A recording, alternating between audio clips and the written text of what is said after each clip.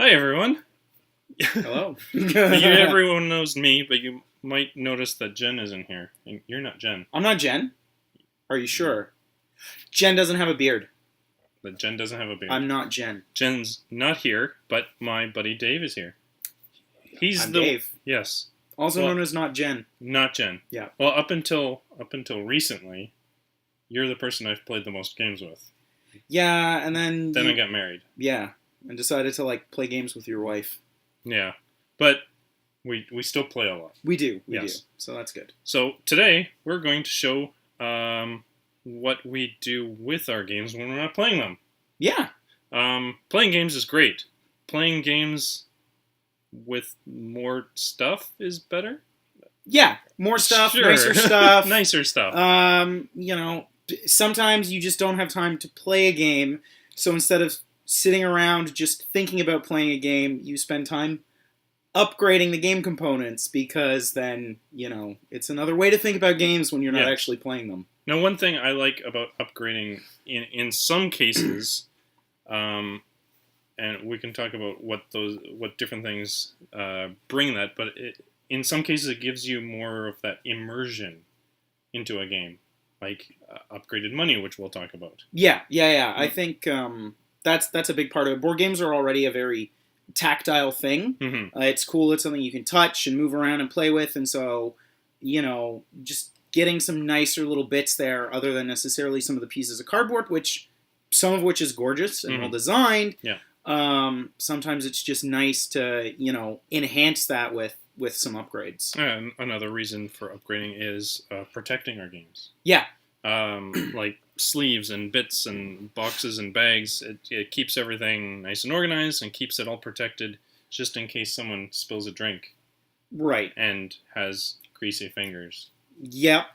I've definitely there have been one or two times where I've been really glad that my cards were sleeved because they protected them from some greasy fingers, Cheeto fingers. Yeah. And then the other thing too with sometimes boxes and bags and the organization side of things is that it means you're not spending 10 years getting ready to play because you've organized it nicely, so you just pull it out and here's this.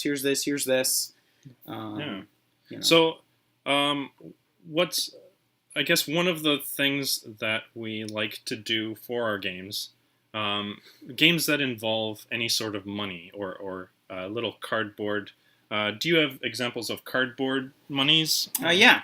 So this is a coin from the game Seven Wonders, which is a great game. This is a one-piece silver coin. There's a free value gold coin. So in this game, you're building the Seven Wonders of the ancient world. So that's the one side. That's the other. I don't have one of the threes kind of easily handy, but that's some money there. This is some more of one of my games from Scythe. It's just cardboard, you can see. It's nice. The art is nice. It blends with the game. Exactly. Yeah. It's not as fun to handle. Right. So one thing you've done for your game is you've gotten metal coins. Yeah. So this is specifically 3 coins that I got for. I have A lot. Coins, and you can hear that beautiful jingle of the money. Mm-hmm. And I got this specifically for Seven Wonders. I went with ancient Greek style, so you can see this is the bronze. Yep. And then we've got the silver, which I really like. Of course, I didn't line these up, but there we go. And then you've got a gold coin. And as you can tell, now yeah, it's it's about the same thickness, but the size, it's bigger. It's got some weight to it. Yeah. They clink. Yeah. Now these don't have any denominations on them, so you can really use them for any game. Right. Yeah. And I mean, these ones are styled for ancient Greece, so you're probably not going to use them for a game set in medieval England. But But they are not the only ones available. Exactly.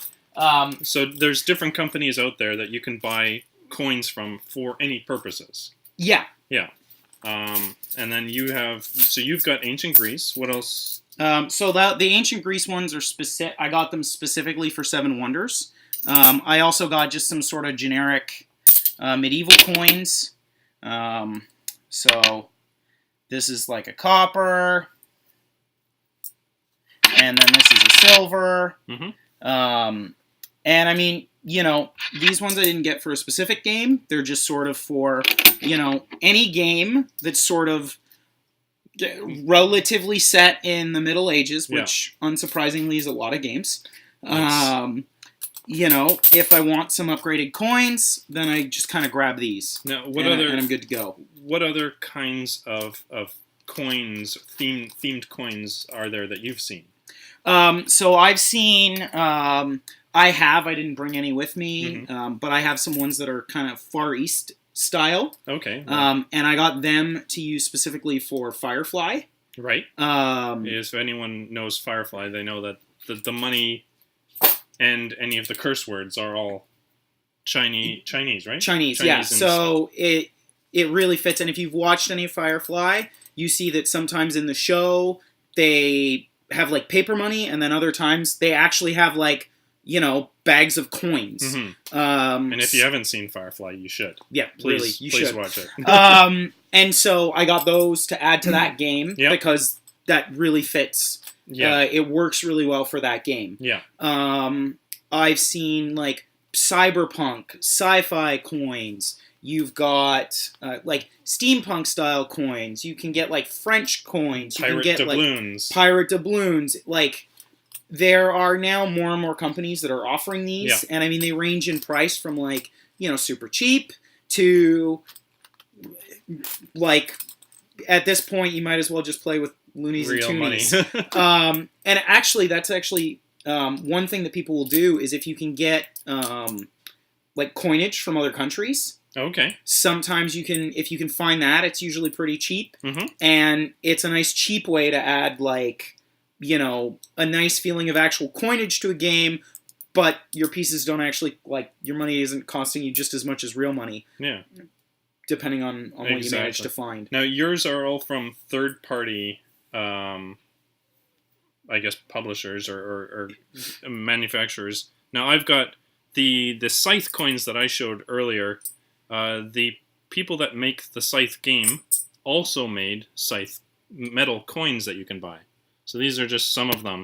So these are actually by the publishers of the game. So they are the exact same designs as you'll see on the cardboard ones, except that they're metal. And that's one thing I've gotten to add to my Scythe game.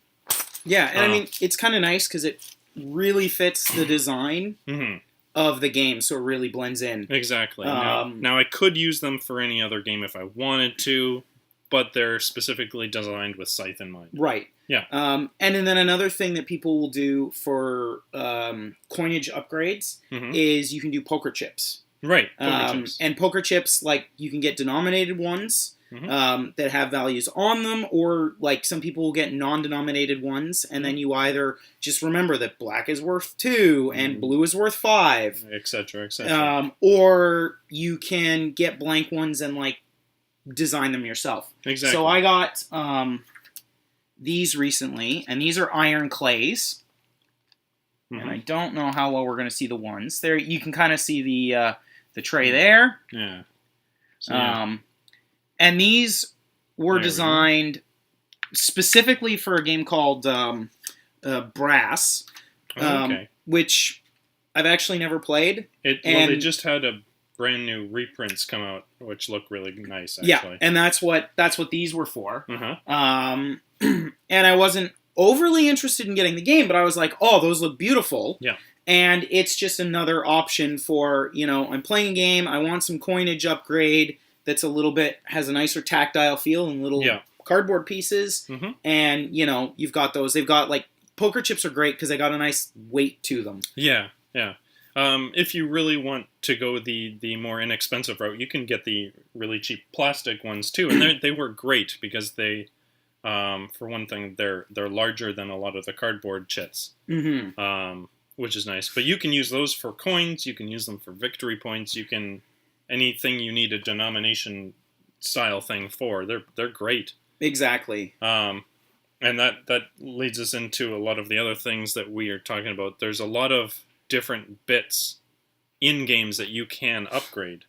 I can show. Yeah, I'll start with one of my favorite games. Actually, all of these are my top 5 favorite games. But one of my favorite games, and I've talked about it a couple times before, is Dinosaur Island. So Great game. Oh, it's perfect. So Dinosaur Island comes with little dinosaur meeples, or dino meeples as they call them. In the very basic game, they are all just little pink Triceratops, and that's it. Like, they work fine. They're great. They work great.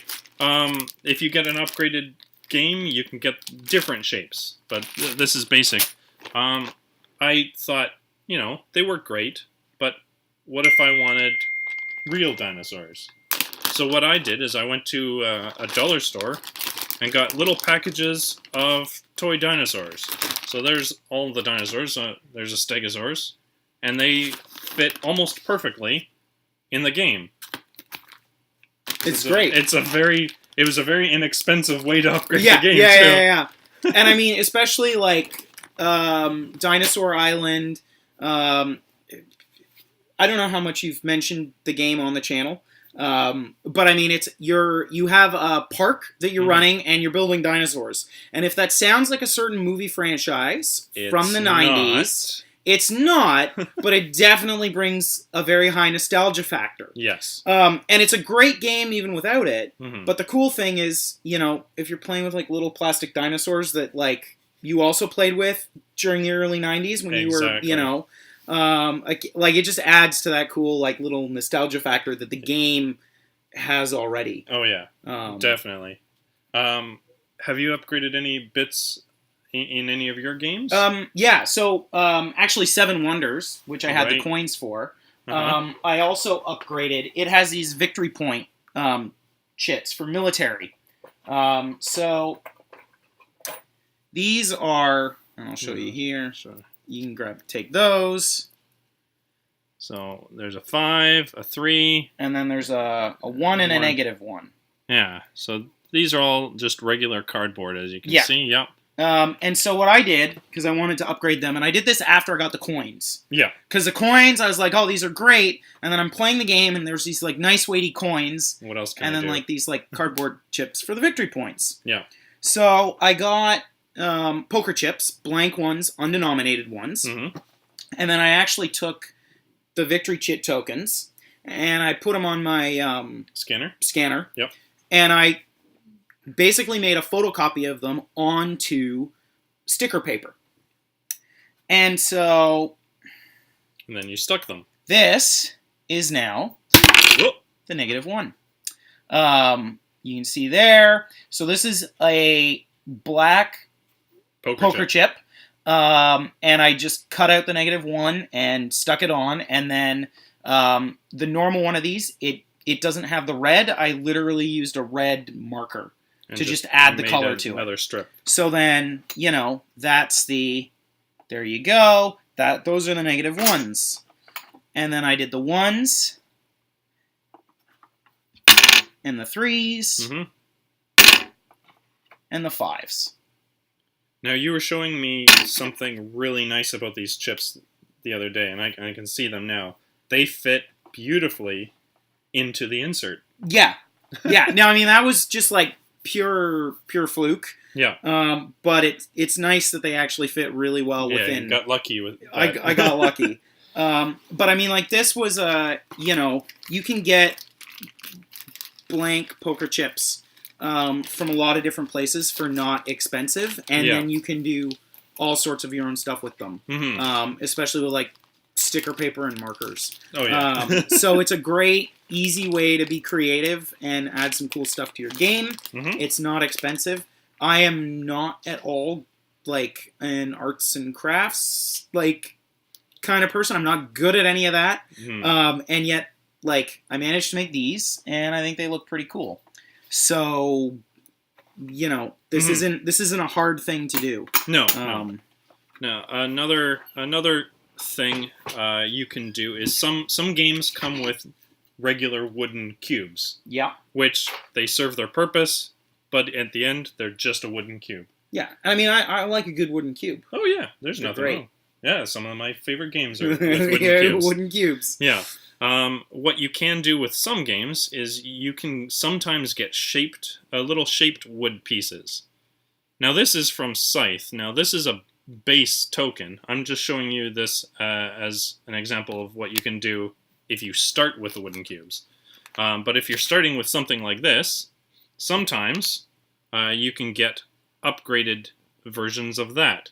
So look at that. That actually looks like the bag of gold that it's supposed to be. Now they've got other ones, like that's the wood before, and these are the new wood tokens. So they actually look like a nice log. Actually, yeah. One of my favorites is this is their metal before, and then this is the metal after. The nice thing about these is these ones are actually made of metal, so they have a real metal feel. Like they are weighty. Yeah. That's got a good there's a good weight to them. Yeah. Again, with Scythe, with I think most Stonemaier games. So if you're at all familiar with Stonemaier games, or if you don't know anything about Stonemaier games, a lot of their games seem to have the option of upgraded pieces. Right. Because I think you can get them for the Viticulture game and a whole bunch of other ones. But that's another option for you if you want to just make the game prettier. Yeah. And I mean, the nice thing is it's because it's an optional upgrade. Yeah. You can make sure that you like the game first before you go upgrading all these bits. And then this game is for sure one of my favorites, so it's definitely worth it. one that I want to upgrade. I don't know if I have any other upgraded bits, but one game that we didn't need to upgrade any bits, but we thought we needed additional bits. Yeah.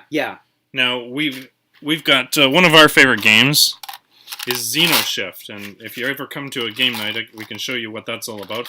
But they come with 2 colored cubes already. Yeah, or no, they're like these little super flat plastic tokens.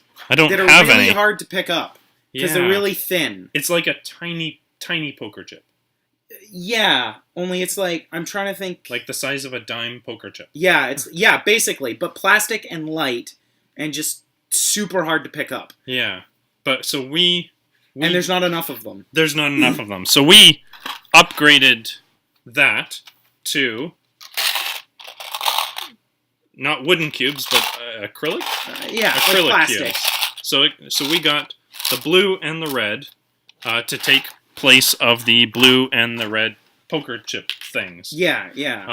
But we didn't stop there. We got because it needed it needed cubes to track other things that it wasn't tracking. Yeah, at least in our opinion. Yeah, there's especially in the expansion, you now have a lot of these abilities and that sort of thing that trigger off of other stuff, and so we got 2 other colors. So we got green and yellow to add to the blue and the red, and it just makes tracking a lot simpler. Yeah. So that's another thing. Now those are surprisingly inexpensive. Yeah, you can get 50 of those cubes for it's $2 US or something. Yeah, and then I think 50 of them we split, didn't we? Or did we split 100 or something? I think we split 100. It was it was something really like that, really but, inexpensive. Yeah. And shipping at the time from Board Game Geek was their store was nothing. It was exactly. 50 cents or something to ship to Canada. Yeah. So that was pretty sweet. Yeah. So one of the last in-game, I guess, upgrades you could do is dice. Now, you've probably seen the white and black dice. They're really boring. Sure. Well, dice are dice. Dice. I like dice. It's a dice. Yeah. So it's a die. Yeah. We're going to start a grammar war in the comments section. Yeah. Well, maybe we'll get a comment section going. Maybe they can all die. But I don't have as many dice as you do. No, I got like a gigantic bag of. I think there were 140 dice in the bag Uh-huh. in like all sorts of colors and that sort of thing. Yeah. But here's the important thing, and this is scientific. Okay. Pretty dice that you like roll better. No, we proved that wrong. No, last. no. That was definitely the dice tray that was upset. It was the dice tray that was the problem. Not the dice. Not the dice. Okay. Yeah. It's scientifically proven that pretty dice roll better.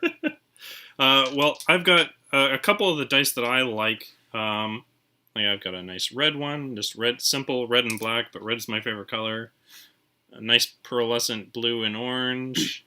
I guess this is more pearlescent. So this is an 8-sided dice, but that's a really easy upgrade to a game. You can get dice for a loonie or something. Yeah. A package of dice. And I mean, like, the fun thing is, especially if you have some different colors, then, like, your favorite color is red, my favorite color is blue, so, like, now, everybody can just have fun, like, rolling some dice for their favorite color. Like, that's what I like about my big bag with all the colors of dice. It's always have a color. Oh, we're going to play? Like, okay, someone who wants green, like, there's, like, 6 different sets of green dice in there that are slightly different shades. And it's just a fun little way to be like, ooh. Yeah.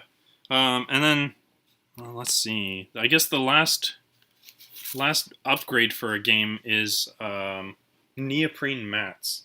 Now, I've only got one to show off. I didn't bring any. Yeah. I have 1 or 2 games that have them. Now, the game I mentioned before, Xenoshift, which we had all the acrylic cubes for, it comes with cardboard boards, I guess. This one is fairly thin and flimsy, and it's got a couple of them. And then setting them out on the table, they can kind of move a bunch. Yeah, it's perfectly functional, and it doesn't look ugly or anything like that. It's perfectly fine. Yeah, but when we had the option to get these, we pretty much jumped on that. Oh yeah. So this is the neoprene mat. So this is a lot nicer. It's got a rubbery back, so it stays on your table very nicely. And it's, I like them. Well, most mats are good. Yeah. The people mat and like game mats. Thank you. Yeah. Any mat that you can get is a great game upgrade too. Ah, yes. Yeah. It's always good to have another person. Exactly. Yeah. But you've got a couple mats that you aren't specifically for any game. You just lay them on the table. Yeah. And I mean, I've got 1 or 2 that are like Starfield prints, which just add a really nice bit of like flavor. If you're playing any kind of space themed game, that's really cool. You get like just a Starfield. And those are vinyl ones, right? Yeah, those ones are or some sort of. They're not neoprene and they're not vinyl. There's something else. Exactly. But again, it's the idea that this isn't going to skid. The other nice thing is, especially if your table is a softwood lumber, then dice with sharp edges can actually dent the wood. So if you're rolling a lot of dice, that's not so good. Or if you're playing games maybe later at night and there are other people in the house who might want to sleep, or who might just want to like quietly read a book. A neoprene mat definitely lightens the... Exactly. Like dice rolls. make a lot of noise when you're just rolling them on wood sometimes. Yeah. So something like that will protect your table. It can add some flavor. And, it also reduces noise if that's something you're worried about. Now, what do you do to protect your cards? Now, you've got a couple of games, and I've got a couple of games. Now, your favorite one is Sentinels of the Multiverse. Yeah. Now, and that's a game... it's a great game. You play these superheroes. You're fighting a villain in an environment. And like it's each person plays a superhero, and you have a deck of cards for your superhero. And then there's the villain that you're all fighting together, and he's got a deck with like minions and People who are fighting for him. Oh, it's terrific game. It's a fantastic game. Now, that one's card heavy. That has a lot of cards. Yeah. So- It's like 3,000 cards, maybe 4,000 cards in total once the final expansion arrives. Wow. It's a lot of cards. Now, protecting all of those could get expensive. Yeah. In fact, so there's kind of ish sort of two kinds of sleeves. Yeah. There's what's called penny sleeves. Yep. And they're called penny sleeves because you get 100 of them, so you can protect 100 cards, and it usually costs somewhere around $1 or about a penny a sleeve. Yeah. You can get nicer sleeves, premium sleeves. Yep. And those tend to cost ish around $5 for 100. Yeah, something about Plus that. or minus, depending on the style of sleeve and the manufacturer and whatever. Yeah. If you sleeve Sentinels in premium sleeves, you will Ink spend more on sleeves than than will you on the did to game. purchase the game. Yeah. And I mean, one of the reasons to sleeve a game is to protect it so that it doesn't get damaged and you don't have to, like, buy a new copy of the game because your stuff got broken, like, Yes. damaged over time. But if you're spending more And the than it costs to buy the game, then maybe, penny sleeves are the way to go. Now, well, I've got examples of the premium sleeves. You've got an example. I've got an example too. Yeah. Okay, well, the penny sleeves look sort of like this, which is just a clear plastic covering. The penny sleeves are what? A thinner plastic? It's a thinner plastic. They pretty much only come in one size. Yeah. Whereas premium sleeves tend to come in like all sorts of different sizes. Yeah, all sorts of different sizes and all sorts of different colors. Now, I've got, this is all my Xenoshift cards. They've all been sleeved. And I can get different color sleeves for the different types of cards. For instance, we've got blue for any card that each player is going to have in their hand. And there are 3 levels of bad guys in the game, so I've sleeved them accordingly. So from less bad to the worst. Right, because red is bad. Red is bad, yeah. Yeah, blue is good. Blue red is is good, bad. red is bad, yes. Okay, so that's why Unless- red's your favorite color. Yes, I'm a bad boy. You're okay. I guess. But that's a really good upgrade, and I have an addiction to that. Yeah. I only have, I think, one game where I have color-coded sleeves, and I went a little nuts on that one because I have like 8 different colors of sleeves. Yeah. But I generally prefer just like the nice blank ones. And partially that's because it allows you to see the artwork on the back of the card. So sometimes part of it really depends on like how nice the cards look. Yeah. Like if the artwork on the back of the card is kind of like Meh. boring or whatever, then like who cares? Yeah. Let me throw a colored sleeve on there and add some. Yeah, coolness exactly. to it. Like I think I've got 1 or 2 games that has nice artwork on the back, so I'll use the clear sleeves. But I don't know, some games they don't try with any sort of a nice looking back, so yeah, I'm just covering them up. Like Xenoshift, the back is all right, but Yeah. And I think the other thing with sleeves that I really like Mhm. is when you have to shuffle. yes, they shuffling cards in, especially with the premium sleeves, is so much easier than with normal cards or with penny sleeves even, I think. I find penny sleeves are slipperier. So as long as you're aware of that, you can shuffle great with them. It's just you gotta hold them slightly more securely Yeah. or something. But I mean, you're not gonna ever do your like bridge whatever thing where you fold the cards. Right, yeah. But we don't want to do that anyway because then we bend our cards. Yeah. Whereas the sleeves, you can do that little side shuffle. Well, yeah, the nice thing about these sleeves is you can literally go right in between like that, and they all just, everything just separates nicely. It's so smooth. Yeah. You're not doing wear and tear on the edges of the cards, which is great. Yeah.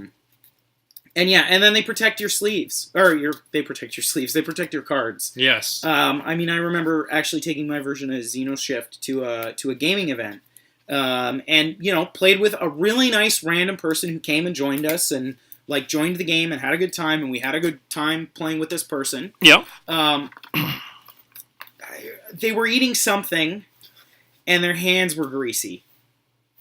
And, like, afterwards, I literally had to get the cards. Like, when I got home, I had to take the cards out, and, like, the sleeves were kind of sticking together because it was a little bad.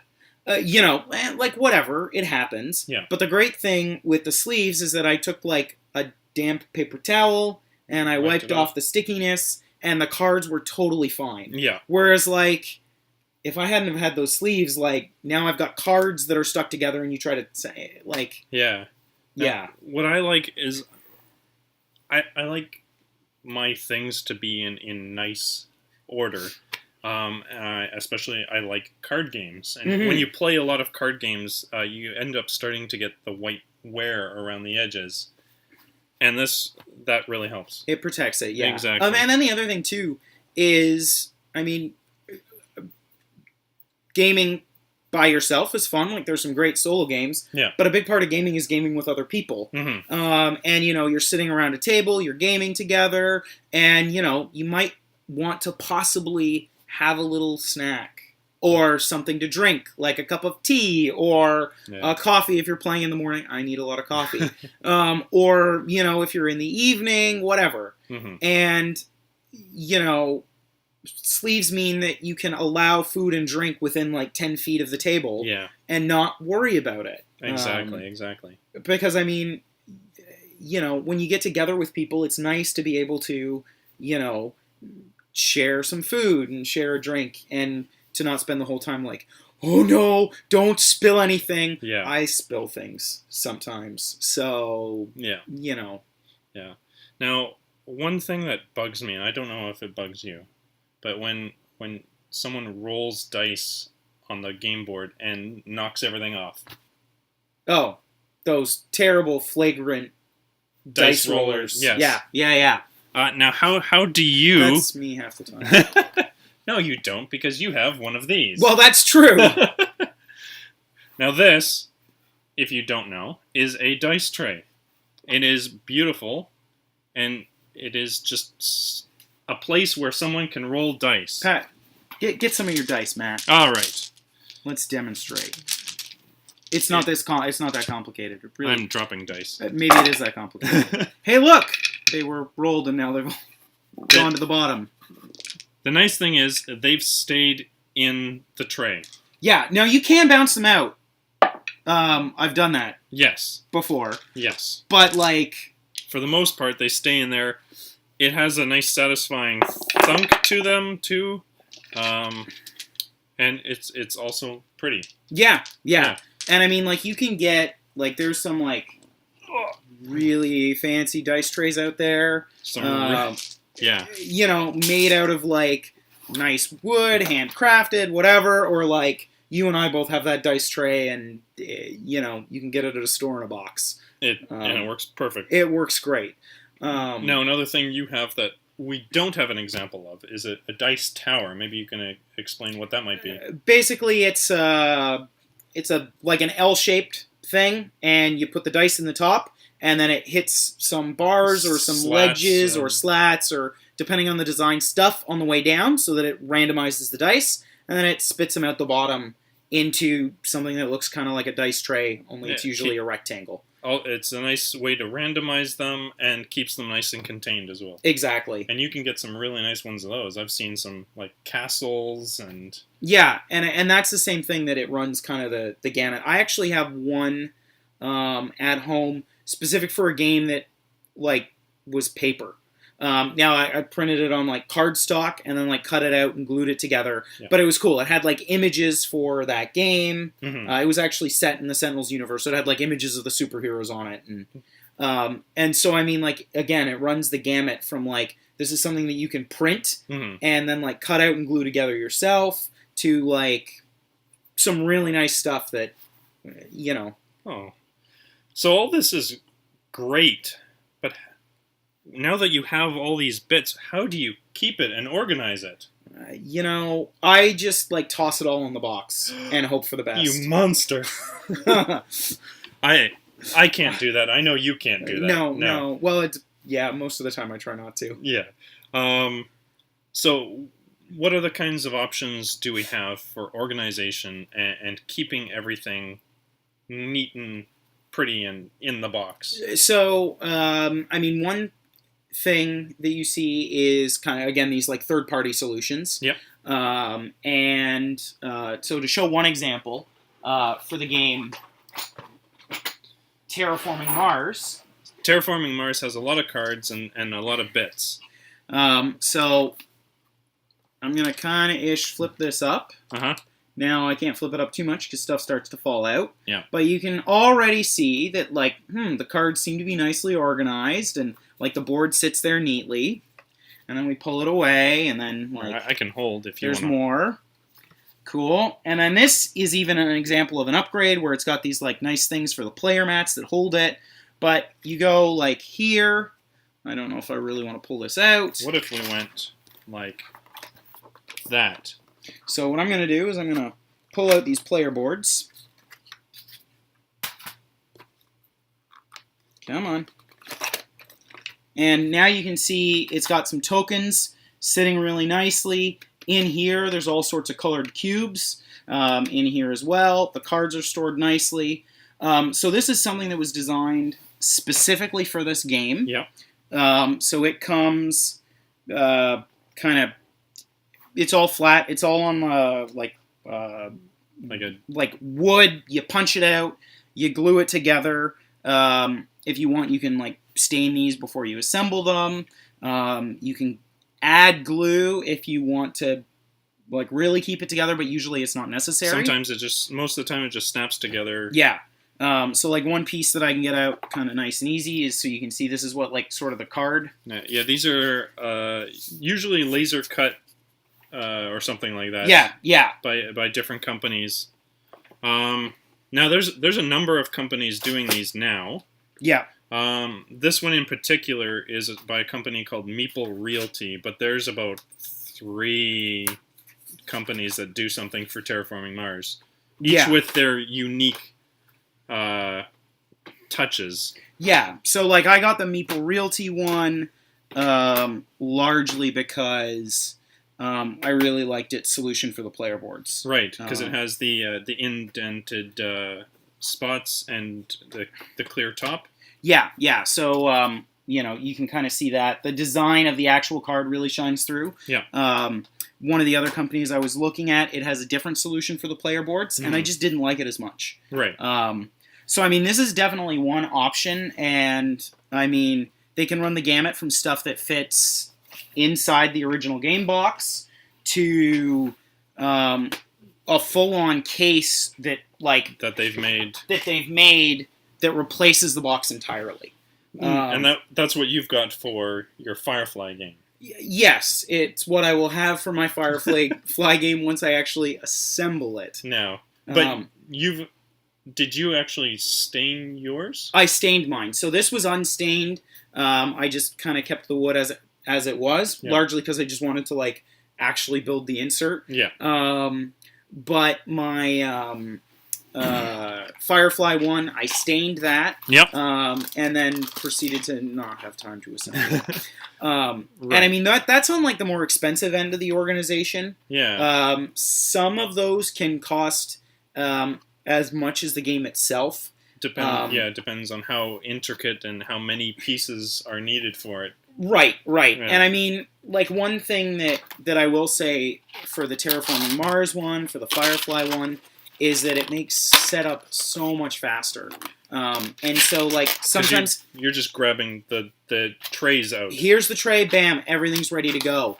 And so that is a really nice advantage because it means you actually get more time playing your game. Yeah, exactly. But depending on the game, that might not be something that, you want to spend a lot of money on. Or I've definitely seen games where I don't like the solution that the company has come up with. Right. So sometimes it's because it's designed to hold a bunch of expansions. Yeah. And I don't have those expansions. I don't really feel interested in getting those expansions. So, like... It's not worth it. It's not worth it, yeah. Now, so another solution that you might go with... for a game that maybe is really card heavy, like I'll bring this up again, or the Xenoshift game. It is predominantly Not predominantly. It is a card game. Yeah. It is all cards except for the bits that we've added.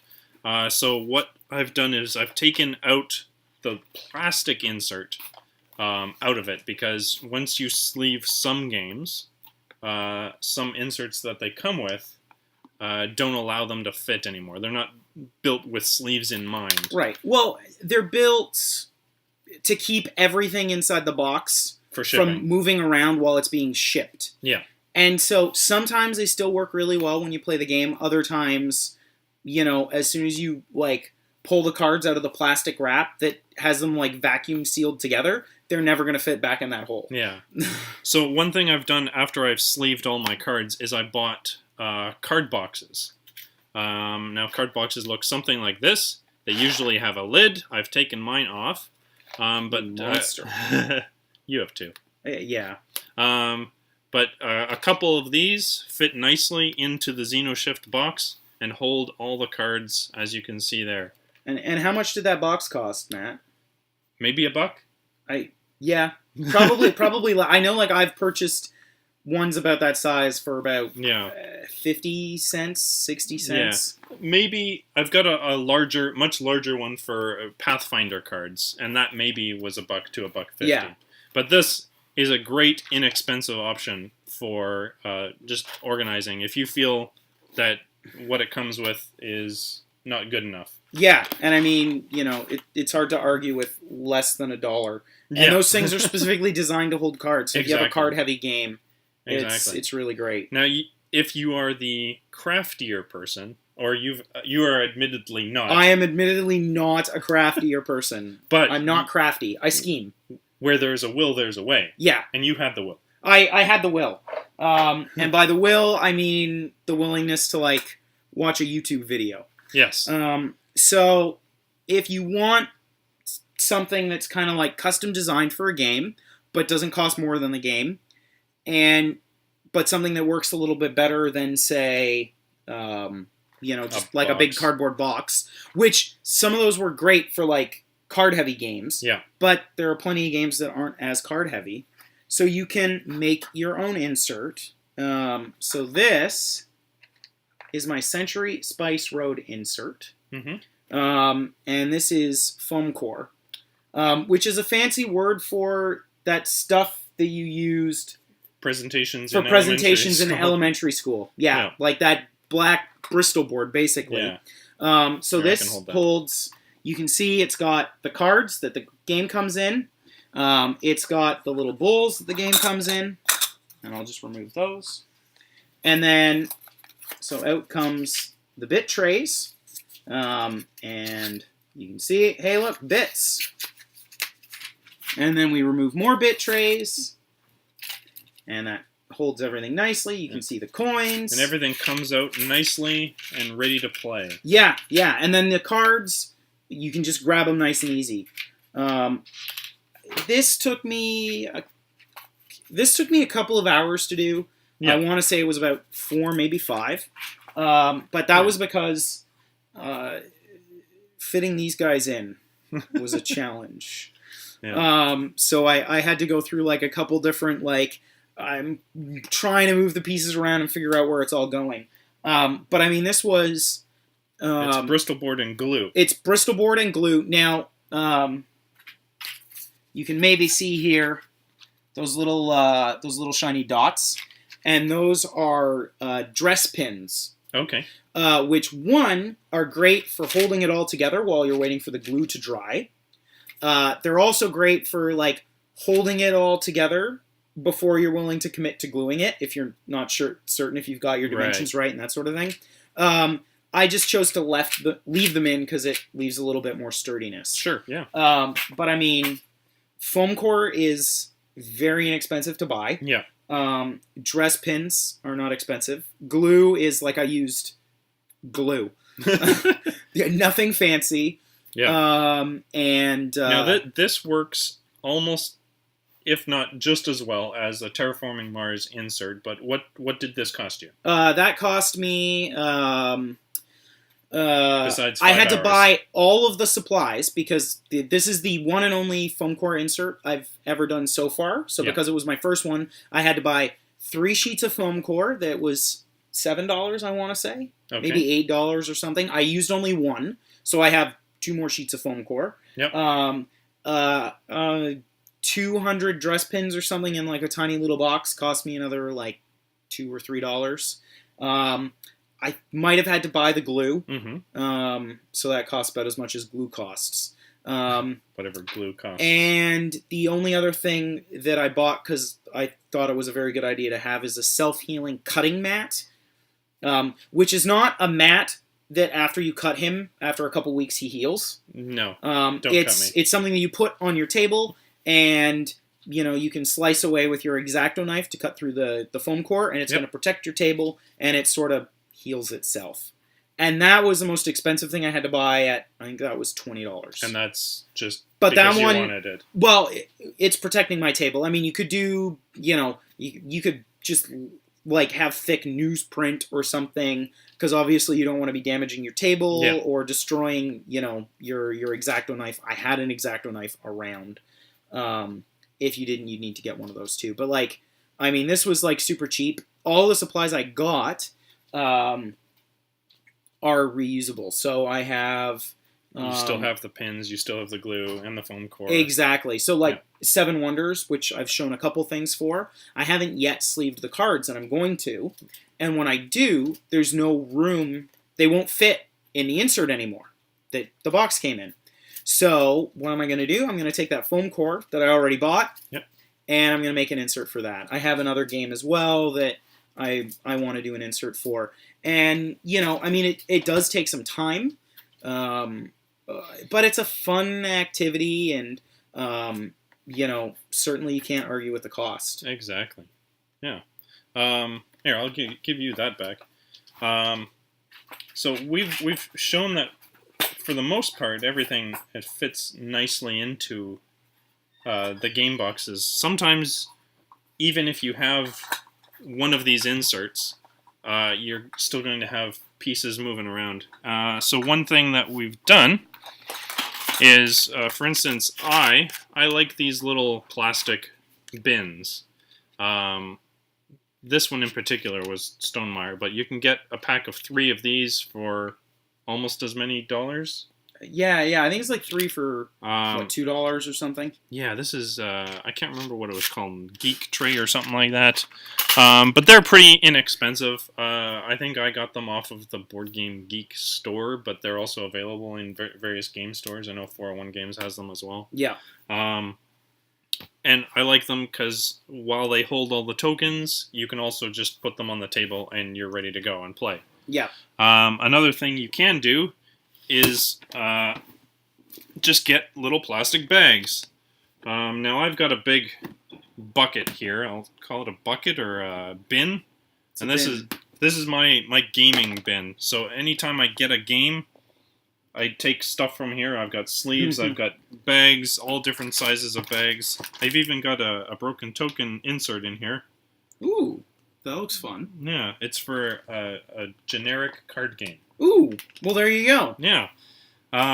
So yeah, little baggies that you can get at like a bead store or something like that, or a Walmart, are perfect for putting random tokens and stuff away in. I can't remember the last one I've had, but some games don't come with a solution for little bits. Yeah, so like bags or little boxes. Yeah. Another thing that's really popular is, and again, this is usually something you're going to get at a craft store, are like bead boxes or effectively tackle boxes. Those like plastic trays. You had a whole bunch of stuff that'll fit in there. Great way to organize a game. Yeah, something like this. Like, that is going to just hold a ton of stuff. Yeah. Another one is that I have like 1 or 2 of for games is something called Really Useful Boxes. Oh, yeah. Yeah, it's like they make plastic boxes and they are useful. Surprise. Yeah. But they're nice. They're like they're square. They nest really well, one atop one another. Mm-hmm. And they come in like all sorts of sizes. Yeah. And I mean, you can even get some, North American. It's a UK company. Okay. They're distributed in Canada. You can get them, but then there's also like perfectly, totally functional, like, some knockoffs of, like, the more popular sizes. Right.